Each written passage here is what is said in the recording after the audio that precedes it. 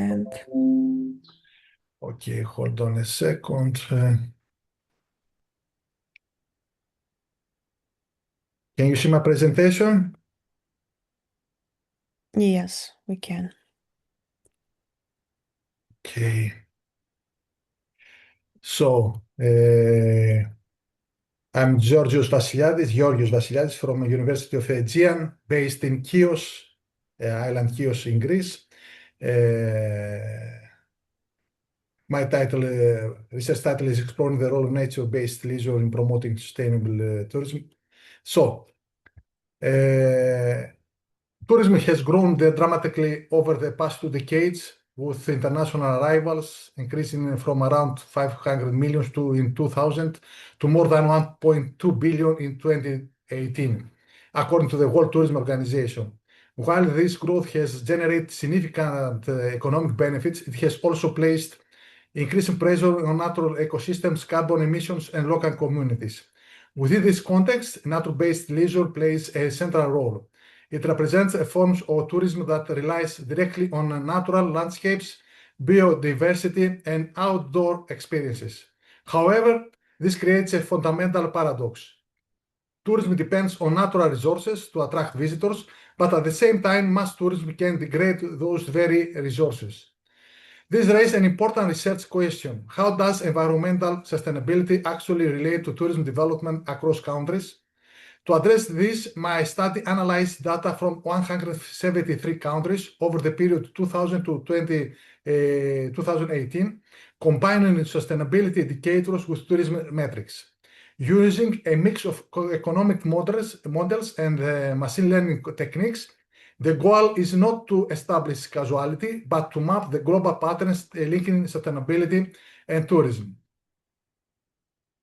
For the empirical analysis, I construct a global panel dataset covering, as above mentioned, 170 countries over the period 2000 to 2018, resulting in more than 3,200 country year observation. The sustainability dimension is based on data from the World Bank and the Sustainability Development Goals framework, including 54 variables across economic, environmental, social, and governance dimensions. The tourism data come from the World Tourism Organization, provide detailed indicators such as international arrivals, tourism's contribution to GDP, employment, and air passengers flows. These datasets were merged using country codes and year to create a consistent panel structure.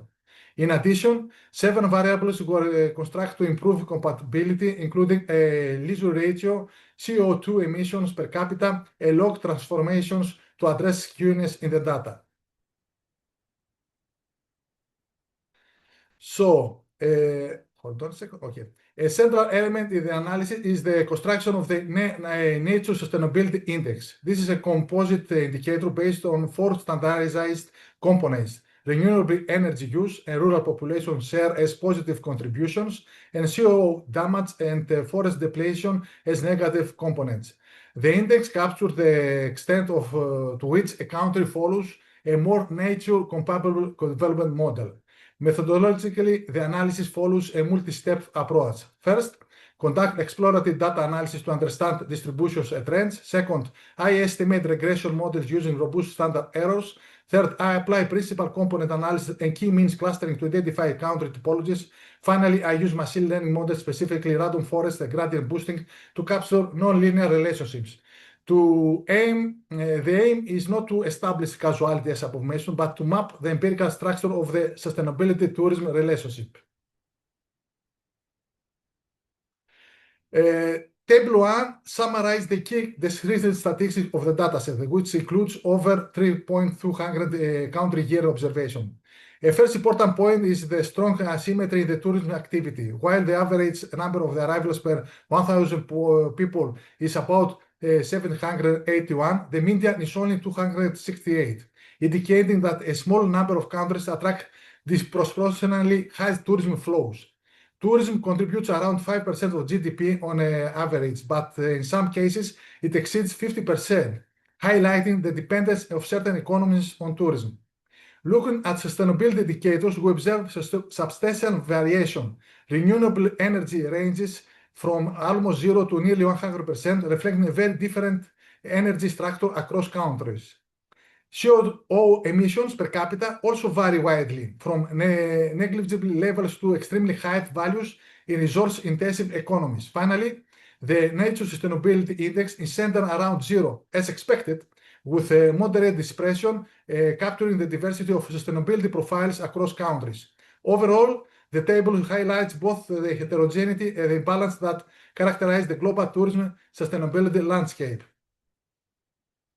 As shown in Figure 1, the distribution of the main variables reveals several important patterns. First, both tourism sustainability intensity and CO emissions are highly right skewed, indicating that a small number of countries exhibit extremely high values. This justifies the use of logarithmic transformation in the analysis.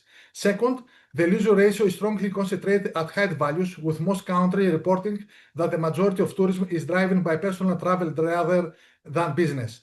Third, renewable energy consumption shows a bimodal pattern, separating countries with very low renewable use from those relating heavily in hydro or biomass energy. Finally, the Nature Sustainability Index follows an approximately normal distribution centered close to zero, reflecting a balanced spread of sustainability profiles across countries.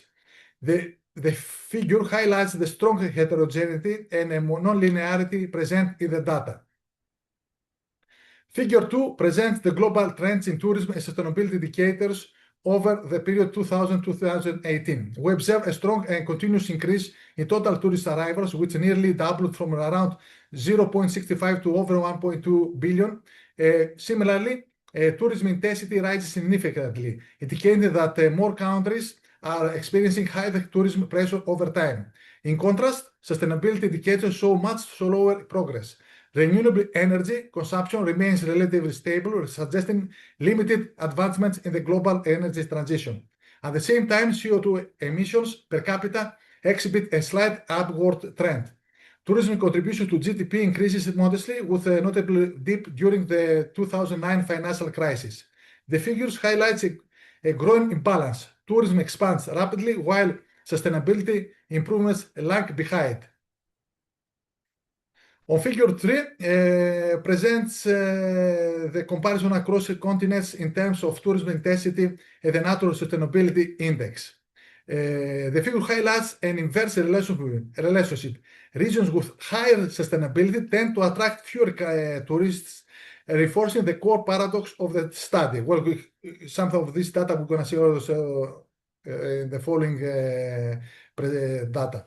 On figure 4 examines the relationship between tourism and sustainability across income groups. We observe that high-income countries attract significantly more tourists but rely less on renewable energy. In contrast, low-income countries have the highest renewable energy shares but attract very limited tourism flow. The Nature Sustainability Index also declines with income, meaning that poorer countries appear more sustainable in structural terms. This pattern is consistent with the environmental Kuznets curve, where environmental pressure increases during early development stages before improving at higher income levels. Overall, the figure suggests that sustainability alone is not sufficient to attract tourism without the presence of economic development and infrastructure.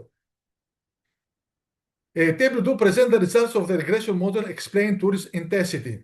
So, we can see that the analysis highlights that development, rather than sustainability alone, is the key driver of tourism flows. Let's proceed to the following figure. Okay.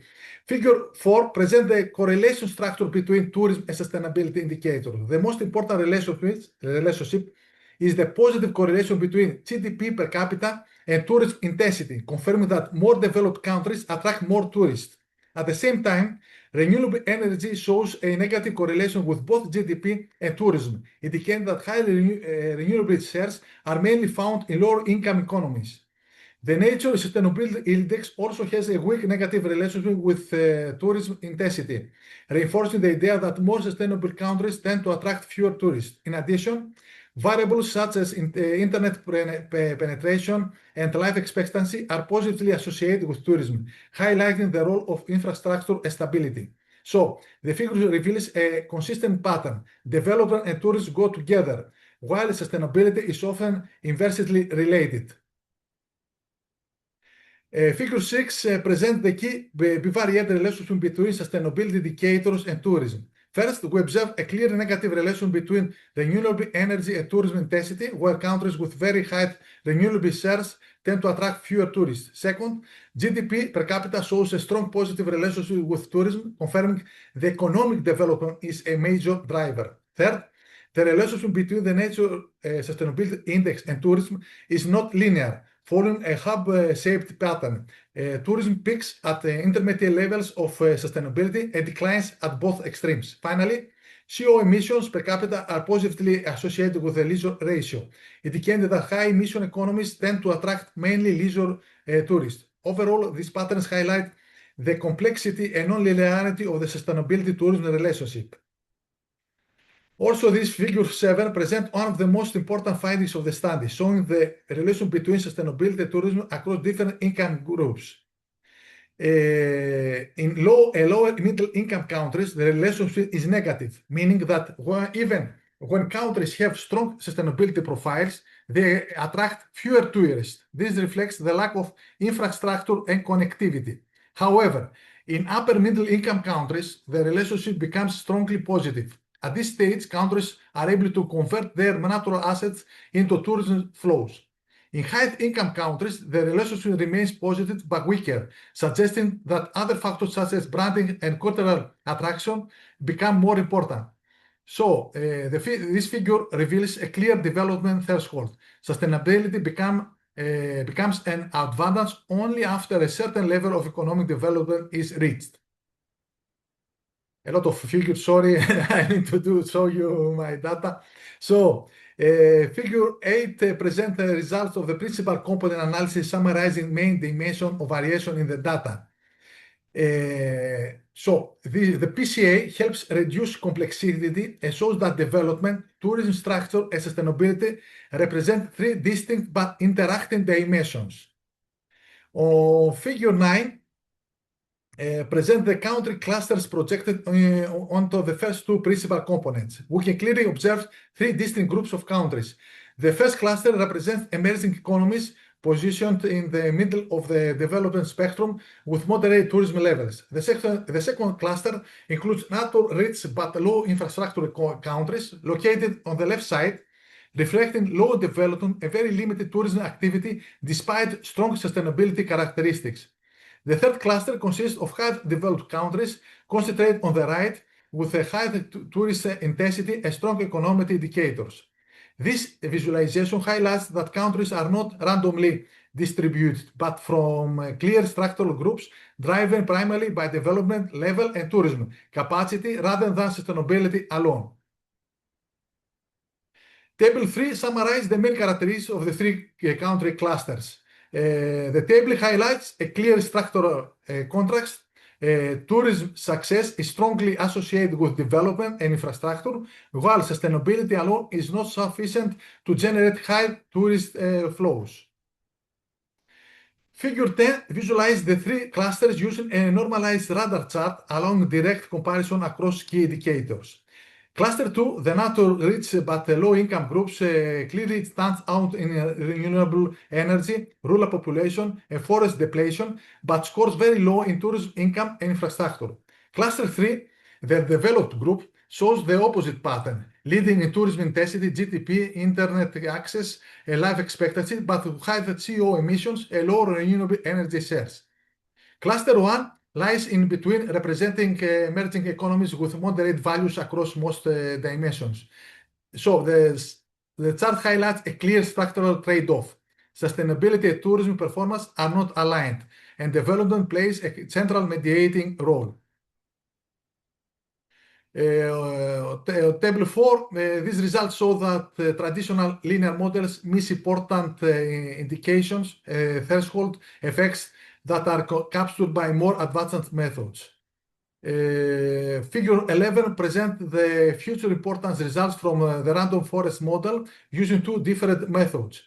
The results suggest that tourism patterns are shaped more by developed and resource structure than by energy composition alone. Figure 12 compares the actual predicted value of tourism intensity for the two machine learning models. This confirms that the model successfully capture the complex, non-linear relationship in the data. Overall, the figure demonstrates that tourism intensity can be predicted with high precision when using advanced machine learning techniques. Figure 13 shows the evolution of the correlation between sustainability and tourism over time. We observe that the relationship is consistently negative across almost the years, with the values ranging roughly between minus 0.16 and minus 0.23. In other words, countries with stronger environmental profiles have consistently attract fewer tourists per capita, and this gap has neither increased nor decreased over the last 2 decades. Figure 14 shows the evolution of the tourist intensity and renewable energy across different regions. We observe that Europe clearly leads to tourism growth with a strong and continuous increase over time. Asia shows that the fastest relative growth, while Africa remains at the very low tourism levels despite gradual improvements. Oceania and North America also experience steady increases. However, when we look at renewable energy, the patterns are very different. Most regions show relatively stable or even declining trends with no clear improvement over time. The contrast highlights a key imbalance. Tourism is growing rapidly across regions, but sustainability indicators are not improving at the same time, at the same place. So, the figure reinforces the divergence between tourism expansion and environmental progress. Okay. Figure 15 examines the role of sustainability monitoring in tourism. Both the mean and the median number of tours rise steadily, indicating growing global attention to sustainability in tourism management. However, this relationship should be interpreted carefully. It may reflect that successful tourism destinations invest more in monitoring rather than monitoring directly, causing high tourism. So the figure highlights the increasing importance of governance and measurement in the tourism sector. Figure 16 presents the sustainability tourism quadrant analysis, dividing countries into 4 groups based on their sustainability levels and tourism intensity. I have already mentioned about that. So the figure clearly illustrates that sustainability alone is not enough. It must be combined with development policy to translate into tourism success. And table 5 presents the top performing countries that combine both high sustainability and high tourism intensity. This finding is important because it shows that success in sustainable tourism is not limited to wealthy economies, but depends on how effectively natural assets are managed and promoted. Finally, in conclusion, this study highlights a fundamental paradox in the relationship between sustainability and tourism. As we saw, countries with the strongest sustainability profiles tend to attract fewer tourists, while the most visited destinations are typically high income and high emission economies. This negative relation remains stable over time, suggesting a persistent structural pattern. At the same time, the analysis shows that GDP per capita is the dominant driver of tourism intensity. Economic development plays a far more important role than environmental performance alone. However, this relationship is not linear. The result reveals clear threshold effects. Sustainability becomes an advantage only after a country reaches a certain level of development, infrastructure, and institutional capacity. This is further supported by the identification of 3 country archetypes: developed high tourism economies, natural-rich but low infrastructure countries, and emerging middle-income economies. From policy perspective, the key indication is that sustainability alone is not sufficient. Countries must combine natural capital with investment in infrastructure, governance, and destination management in order to convert sustainability into tourism success. At the same time, the study has several limitations, including the simplified nature of the sustainability index and the lack of causal identification. Future research should focus on post-2018 dynamics, incorporate richer environmental indicators, explore causal mechanisms. Overall, the main takeaway is clear. Sustainability can become a competitive advantage in tourism, but only under the right economic and institutional conditions. Thank you.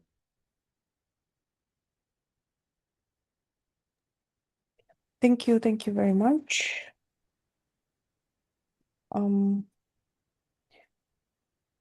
Please use the Q&A panel for questions.